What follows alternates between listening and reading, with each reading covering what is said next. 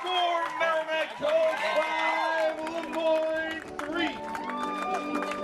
We thank you all for attending today's contest. We appreciate your continued support of Merrimack College Athletics. Again, we thank you for attending, and please drive home safely. So your initial thoughts here, this is a big win for you guys. Yeah, Moyne coming in here, #1 team in the country. Coach dropped a fun fact just for the game. The last 2 times they're #1, we beat them. So we're pumped up to come. This 6-hour drive for them. We knew it was our home field. We don't like to lose here, so it was an awesome game. Can you talk about the changes from half, from the first half to the second half? Because it really seemed like an offense. You guys were, finding the holes, finding the lanes, obviously, and then on the rides too. In the transition, you guys were stopping them too. Yeah, I mean, the Moyne defense is a hell of a defense, and we knew they're going to hold us and we were going to face a struggle, but our defense kept it in us. Connor made a ton of amazing saves. We knew they were going to start falling, so it was one half of us no goals, but we knew if we kept riding, keep playing our offense, they're going to drop. And sure enough, the second half we got some goals. Can you talk about the first half too? You had 17 saves. What was clicking for you, and how was your defense obviously was being tested too? I didn't know I had that many, but I don't know.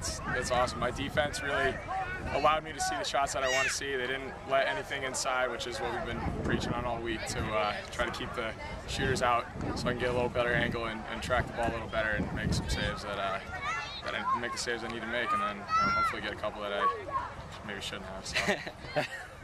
You feel like you get a rhythm to when you face some shots like that and sort of... Definitely. I always try to do the first save of the game. Today that happened, and I think from there it's just the adrenaline starts to keep going, and my defense continued. We didn't let up at all. The defense continued to let me see the shots that I needed to see. So. And when you guys go up, 3-2, obviously you can't feel like okay, comfortable, because again they come back too. No way. I mean, lacrosse is a huge possession sport, and it's very momentum based too. And we were up 3-2, we were rolling on all cylinders, but one face off, one missed pass can go the other way. So as aggressive as we were, as much momentum as we had, we're just trying to stay conscious and kind of in the game and know that anything could happen. What does a win like this do for you guys? Again, this is the #1 team coming in here on your turf. You guys followed them last year, both in the ND10 championship and also in the regular season.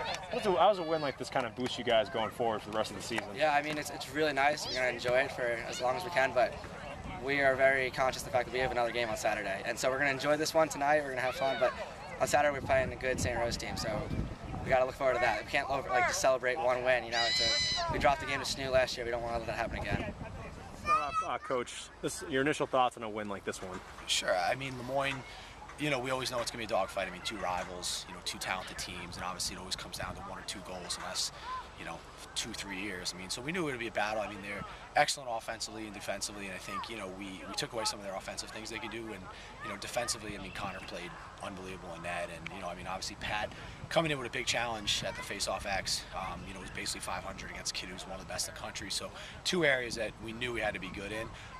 Offense sputtered early, and we took way too many penalties, guys being, aggressive. I also think it was being called a little tight as well, and we adjusted to that, and then the offense got going, which certainly, as you can see down the stretch, we started to hit some shots, and that's kind of all we needed to get going and get that lead. And once we were up 2 with limited time, I knew it was going to be tough for them to come back because we had, played pretty good defense for about a half. So. Yeah, you talk about the man-down situations too. Sure. How huge were those? I mean, there's a bunch of situations in the second quarter and some of the end of the first quarter too, with a man down, and your defense is still stopping them, and they're moving the ball methodically around the circle. Can you just kind of talk about that? We always talk about there's momentum plays and situations in lacrosse, and that's certainly one of them. When you have a man up, your bench gets wild, the flag is in the air, and everybody's excited. Then all of a sudden, you get stopped 3 times in a row. It's demoralizing. I mean, it's it's like when you score in football and then you kick it off, and the other team just runs the ball down the field on 10 consecutive plays for 80 yards. And, it's like, wow, we just scored, but there's nothing we can do about it. But from a lacrosse standpoint, you got to get stops there, and I think we put ourselves in a hole, and luckily we're only down 2-0 early. I mean, too many penalties. Connor came up big, and I think defensively, in the man-on situations, we rotated really well, picked off a few, and then Connor made the saves when he had to and got us out of those situations. And then, but you can't walk that high wire and expect to win all the time. But I think, we played physical to get some of those penalties, which I don't mind. That was one of our goals coming in. But certainly a huge momentum changer in the game. If that goes to 4-0, we're in trouble. There's no question. But they kept it tight, and the offense got going. I mean, that's why we talk about both sides of the ball got to support each other, and one's going to be hitting one time and one's not going to be. But I think we certainly the defense started to bail the offense out early, and then the offense came back and kind of, put the pedal to the metal in the second half. Yeah, towards the end of the second quarter, then you notice more in the second half too. You guys trying to clear the ball, the rides they were doing, and the fact that like you guys just something what was clicking to get to the transition, because Greg's goal again was a transition goal that put you guys ahead for good. Yeah, I mean, we have an athletic team that can push transition. Moyne's usually very good at not giving up transitions. That's something they know. They have a great 6-on-6 defense, so they're not going to get beaten in odd man situations. And you see, it was a transition goal, but it took a 40-yard pass to a back door. It was an incredible pass and finish. But you'll take those when you can get them. Because again, they're so hard to score on 6-on-6.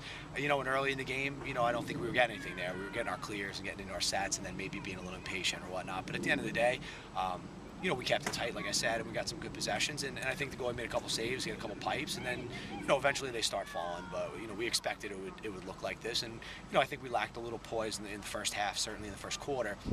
But then as the game went on, I think we eased into it a little bit, and the guys, settled down. And offensively, they almost had to go the other direction and get a little more athletic and in your face, and they did that, So I think that certainly is why, we have a team of, 40 guys. That's how, it's going to be some guys some days in different units other days, so.